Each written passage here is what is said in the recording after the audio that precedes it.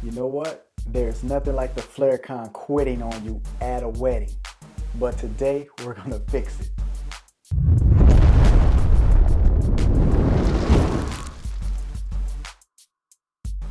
What's up, party people, and welcome back to the channel. I'm Gerald, and I'm excited to share with you guys once again. Today, we are going to do a repair on the FlareCON Air right here. And why are we doing that repair? Well, before we talk about it, I want you guys to go ahead and give me a thumbs up, subscribe to this channel, and of course, don't forget to turn on the notifications so you don't miss any cool videos as they come out here on G5 Productions. Let me give you a little bit about the setup first of all. We got a DMX controller that is mounted to a power strip. The video for this will be in a link in the description below if you want to see how I put this all together. It's a pretty cool idea. But basically, when I go out to DJ, and part of my desktop setup is this system here with a DMX cable and the power for the FlareCON. So the power is plugged in here into the power strip, and the DMX cable comes out of the DMX controller right into the FlareCON, as well as the power, obviously, right? So the reason we are fixing this in the first place is because the FlareCON's display is not reading anything. It is working, and I have a red light here that indicates that it does have power, and I have the green flashing light right here that indicates it has signal. So how does the FlareCON work? It works in two ways. You have what's called DMX mode, meaning I can use a DMX controller as I'm using right now with a hardwired cable into the FlareCON. Basically, the FlareCON here in DMX mode transmit to all of Chauvet's wireless fixtures, as well as the DeFi hub, allowing me to control lights that are non-wireless. The other way that I can use the FlareCON Air is there's an app called FlareCON Air, and basically this then transmits its own Wi-Fi. So I would use my phone or a tablet to connect via Wi-Fi to the FlareCON, and then I can control the wireless fixtures. Now in that mode, it's not meant to control things like moving heads. Chauvet has a list of all of their wireless fixtures built inside of the app, so I can look in and find the freedom sticks with my phone and the app and turn it a certain color or a certain program, as well as like the H1. They have some freedom strips and just all kind of wireless fixtures that Chauvet has. Right, so it's really a robust device here, and I use it mostly on my desktop setup to transmit to all these wireless uplights around the room and my freedom sticks, plus the mini Kentas through the DeFi hub. So enough about that. I'm not going to get all into that any more deeper. When I was at a wedding, I was trying to do some programming. When I went to operate everything, I couldn't change the channel. I figured I did use it in Wi-Fi mode last time. That's why it wasn't responding to the DMX controller. But what I had to do was take a look at it, and I was like, oh, the display's not working. So there's no way I could change the channel. Nothing's happening here. I can't read it. While this FlareCON is generally dedicated to my desktop setup here, this FlareCON is dedicated to the Kraken. And that box does have power for the FlareCON and DMX in as well. So I basically went and got this out of the Kraken after the ceremony was over. Here's the one with the display not working, and here's the other one unpowered at the moment. So I'm just going to simply unplug everything here and put that in there. Now you can see I have a display. But to show you the flexibility of why I'm using the FlareCON to control different lights, I'm going to go ahead and grab the freedom stick here, for example, and I'm going to change the color to something else. So there is magenta, and then I'm going to grab the H1 here, and I'm going to change it to yellow, and then I'm going to grab the Freedom Power Hex 4 there. I'm going to change that to something else too. So let's do cyan. It's as simple as that. No wires, nothing hidden here. All wireless fixtures to include the freedom stick. As you can see, the base here, nothing plugged in. But the mini Kenta, however, it is not a wireless fixture. So I have attached to the top of it what's called a DeFi hub. Basically, the FlareCON also transmit to the DeFi hub. I'm gonna change this to white by transmitting from the FlareCON to the DeFi hub. So here we go.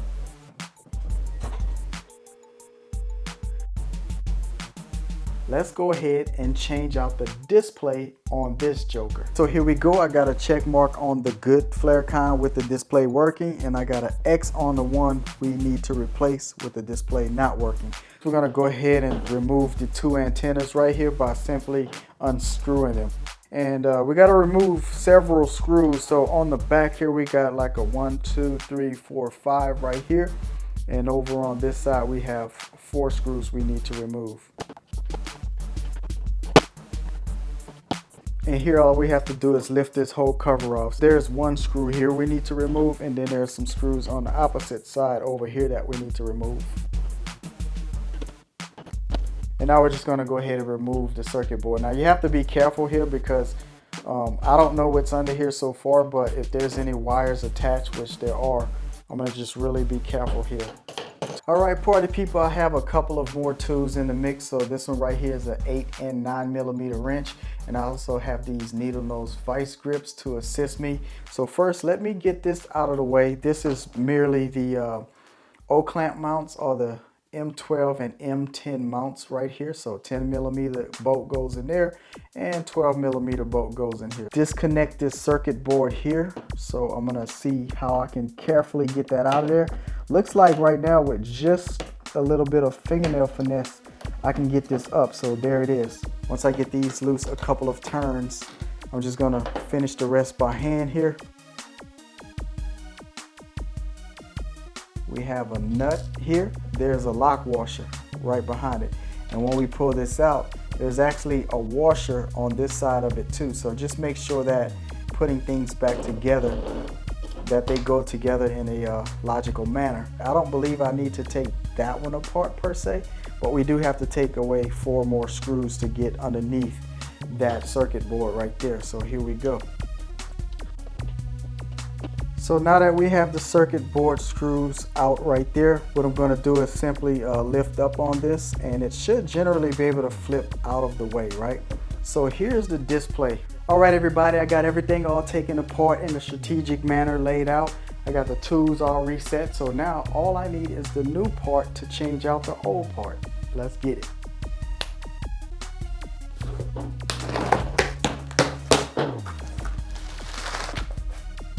Okay, so this part right here is called a display PCB. This is the actual display part of it. There's where all the circuitry hooks up, so I'm not going to be touching anything back there. When you get parts like this in, and especially if it's a display, sometimes you will have a protective plastic on top of it, so you have to be mindful of that. Now we have the plastic removed. It's just a simple matter really of just prying up on it, so nothing special. And in fact, if you look at the old one here really close, it just, this part and this part just kind of fits down in there really snug. So that's what we're going to do here. And I'm going to take the new one and just kind of align things up and press it right down in there very carefully, of course. So if it don't fit, don't force it. That's the rule. So I didn't have to guess too much, and there it is. So let me try to get you guys another view of this so you can see how they line up perfectly on both edges, and also on the top edge. And so nothing too difficult about this, but let's go ahead now and put everything back together. So we're gonna flip this over in the reverse order that I took it off, and making sure that this extended plastic piece here goes right through this hole. I made sure that the wiring for this side of the antenna was also on top of the circuit board, just like I took it off. So the next thing I'm going to do is put in the 4 screws. Make sure that the one lock washer is already on the antenna mount right here. And then I'm going to put that right through this bracket where it came off of. And the next thing I'll do is I'll put the lock washer on the other side. And then of course I'll put the nut on here. Now here's where I will caution you to use either another wrench here, but in this case I'm going to use these needle nose pliers, and all I'm going to simply do is just hold the back nut in place because I don't want the antenna moving around as I tighten the front nut up with this wrench. So here we go. The next thing I'm going to do is go ahead and reconnect the circuit board right here. So there it is.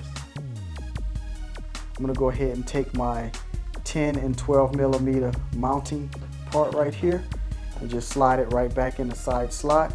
And all I have to do next is just kind of flip this over. In this case, I could either put in these 4 screws or put the one on the circuit board first. So I think for me, it's probably easier to just go ahead and put the one in the bottom first. And then of course on this side, these holes automatically sort of lined up. So what I like to do first is before I go and torque everything down, I'll just put these in kind of finger snug as best I can. So the next piece I need to go ahead and mount is the backing bracket. So here are the M10 and M12 bolt holes right here, and they will simply align right there. So nothing difficult about that. Just simply put it right there and it's a nice snug fit automatically. So the last 4 screws we have to mount is where the M12 and the M10 bolts mount right here. And you may have to finesse that part just a little bit to get things aligned. But once it is, it should generally be able to screw these in here. So I'm going to start with finger tight first. And as I need to, I'll go ahead and get the screwdriver going.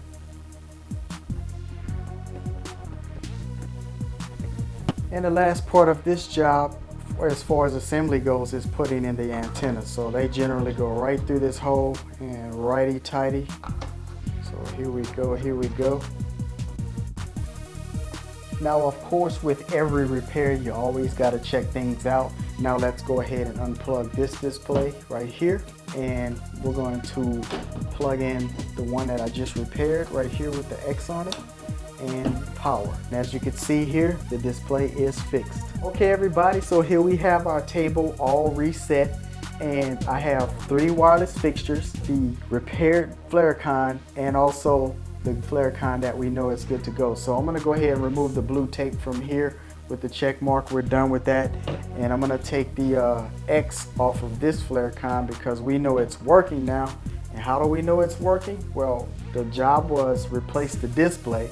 So we have a display, we have a red light indicating that there's power. We also have a green flashing light that is also indicating that it has a signal from the DMX controller through this wire. So what we're going to do to test out the wireless fixtures and the fixture that is not wireless but has a DeFi hub that kind of makes it a wireless fixture now, we're going to unblack everything. This one is unplugged at the moment, so let's test the 8 scenes that I have pre-programmed on bank 1, which defaults to number 1 is white, we have yellow, there's magenta, green, red, cyan, orange, and blue. So as you can see here, all of my wireless fixtures are responding to the transmission of the FlareCON. I have a display, so I know it's in DMX mode now. And also, I'm going to plug in the mini Kenta here now. Caution, the fan's going to kick on and it's going to make a bit of noise, so here we go. So we're going to run back through the default scenes. Now, this light's RGB. These lights right here are red, green, blue, white, amber, and UV, so it's hex lights. And this light, it's only 4 colors, red, white, green, and blue. So we're gonna go to number 1. Here's my white scene, right? And if this light doesn't have the color, it's just gonna turn off. So here's yellow, no yellow there, yellow here. We have magenta, magenta here, none there. There's green on everything, red on everything, cyan here, nothing here, orange here, nothing here, and everything has blue. So we're good to go. Now that I have the display fixed, if I wanted to use the FlareCON to use the FlareCON app with these kind of fixtures, I can then change it and see the change. So that's it. So there it is, party people. We just changed the display out on the Chauvet FlareCON Air. And if you can appreciate that, hit me with a thumbs up. And of course, subscribe to the channel and turn on the notifications so you don't miss any cool videos here on G5 Productions. I'm Gerald, and if you want to know more about us, hit us up at www.g5productions.com.